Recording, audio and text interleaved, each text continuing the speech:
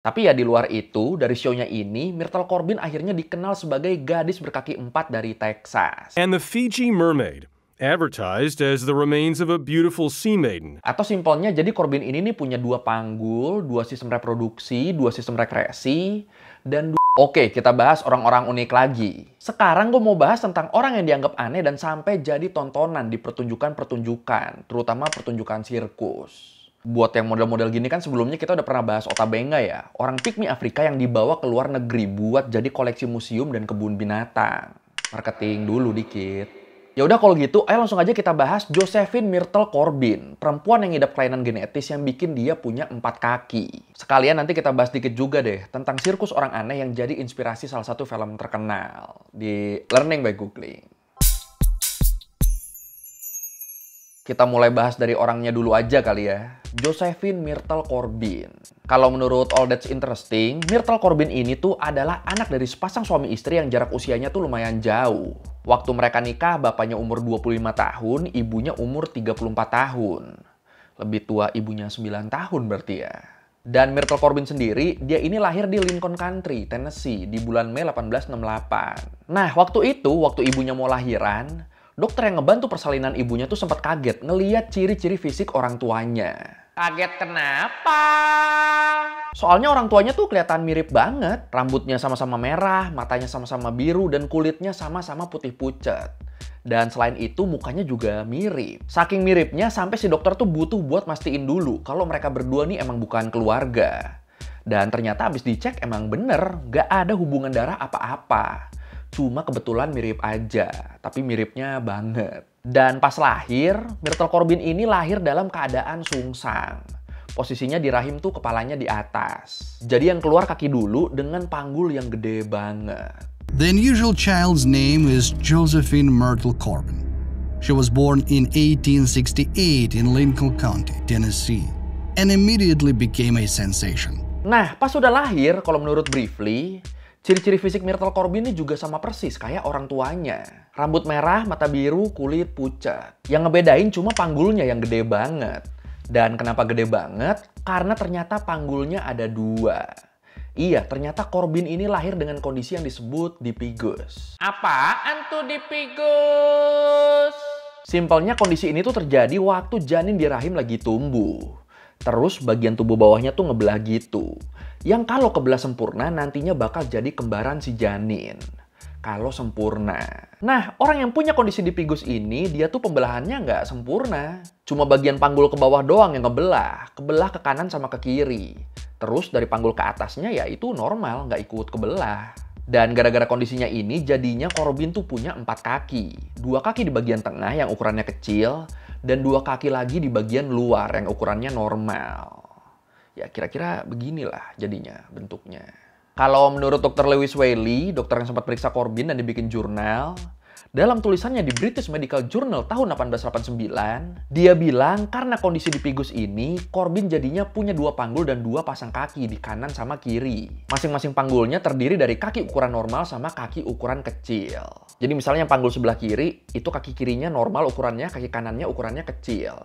Yang panggul sebelah kanan, itu kaki kirinya kecil, kaki kanannya normal, gitu. Atau simpelnya, jadi Corbin ini nih punya 2 panggul, 2 sistem reproduksi, 2 sistem rekreasi, dan 2 pasang kaki yang tiap pasangnya tuh kecil sama normal, di kanan sama kirinya. Dan di sini alat vital dia nih dua-duanya berkembang sempurna, normal tanpa kelainan. Terus buat kaki-kakinya sendiri, kaki yang kecil tuh sebenarnya bisa digerakin juga sama Corbin, tapi emang secara power nggak terlalu kuat.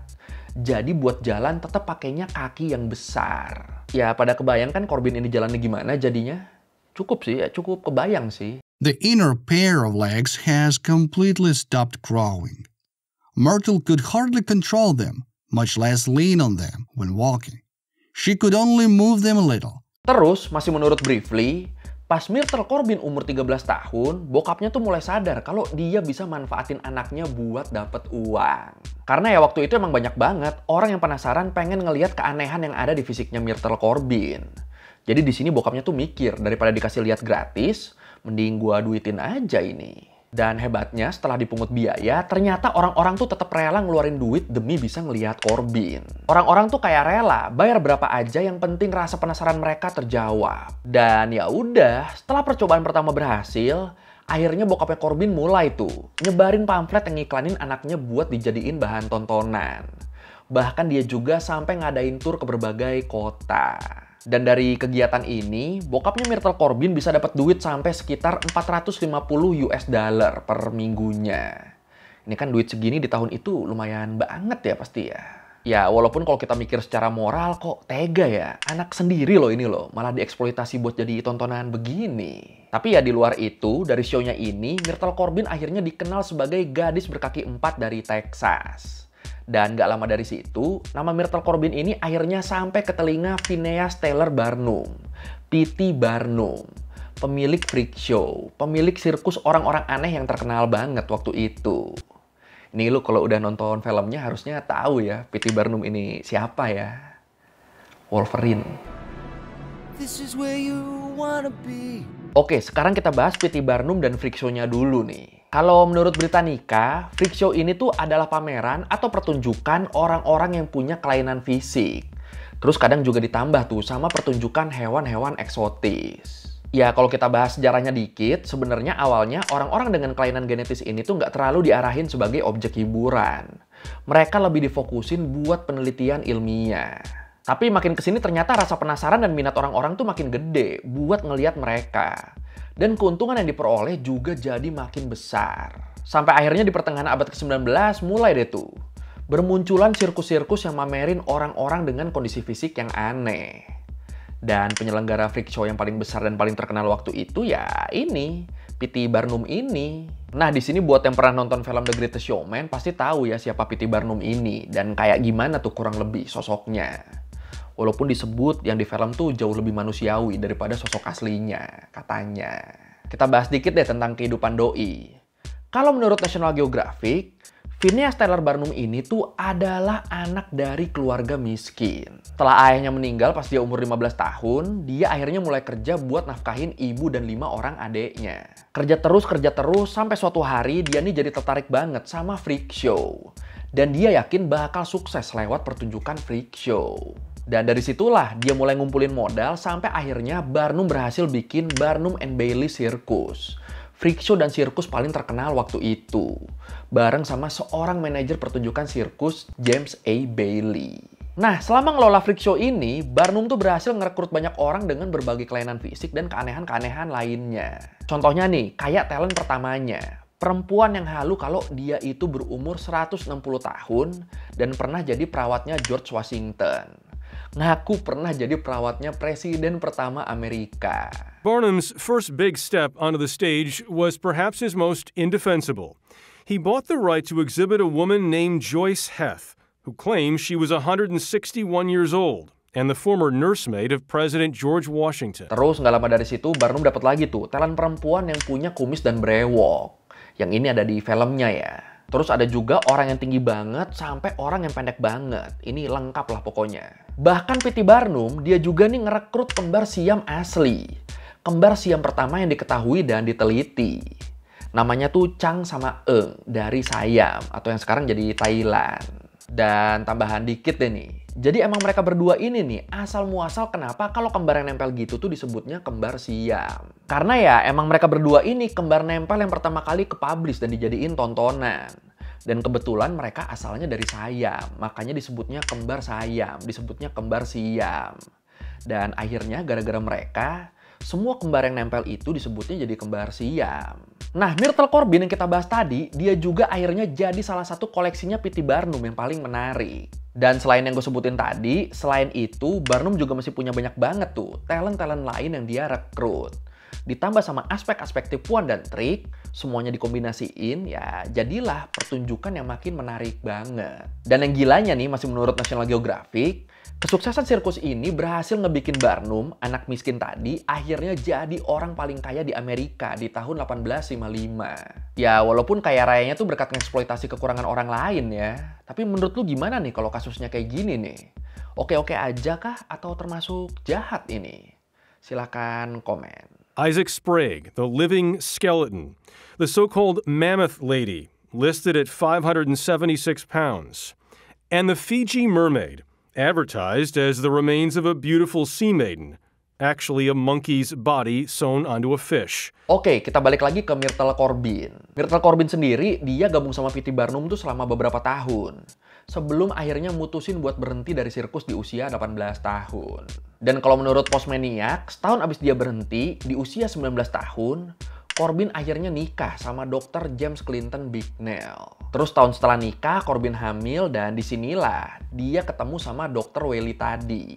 Dokter yang nerbitin jurnal tentang kondisi Corbin tadi. Tapi sayangnya selama kehamilan pertamanya, kondisi Corbin ini ngedrop banget. Sampai akhirnya karena dianggap membahayakan nyawa si ibu, akhirnya diputusin janinnya buat diaborsi sama dokter. Gagal lah di sini Corbin buat punya anak. Tapi hebatnya di situ Corbin nggak nyerah. Setelahnya dia hamil lagi dan akhirnya ngelahirin 4 orang anak perempuan. Sementara anak pertamanya yang digugurin tadi itu tuh laki-laki. Myrtle Corbin is without a doubt a greatest mystery of mankind. This woman does everything that ordinary women do. In addition, she is married and has 4 beautiful, healthy children. This was said about Myrtle in an article in the Ottawa Daily of August 1st, 1913. Oh iya, kalau lu ingat tadi kan Corbin tuh punya 2 rahim ya. Nah, anak-anaknya ini lahirnya dari rahim yang berbeda-beda. Jadi totalnya Corbin ini 3 kali hamil di rahim sebelah kanan dan 2 kali hamil di rahim sebelah kiri. Bisa gitu ya, unik jir. Yuk, bisa yuk, nggak usah dibayangin yuk, bisa yuk. Dan ya udah, sejak nikah dan punya anak ini, Corbin hidup bahagia sama suami dan anak-anaknya. Sampai akhirnya dia meninggal di usia 60 tahun.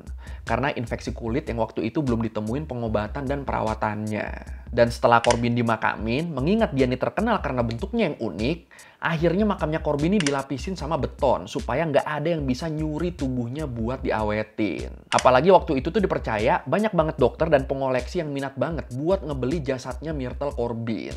Makanya selama beberapa malam setelah dimakamin, selain dilapisin beton, beberapa anggota keluarganya tuh bahkan tetap gantian ngejagain makamnya sampai betonnya keras. Dan sampai mereka yakin kalau nggak bakal ada orang yang bisa nyuri jasadnya Corbin. Ini tega sih ya kalau sampai ada yang mau nyuri ya. Ada manusia.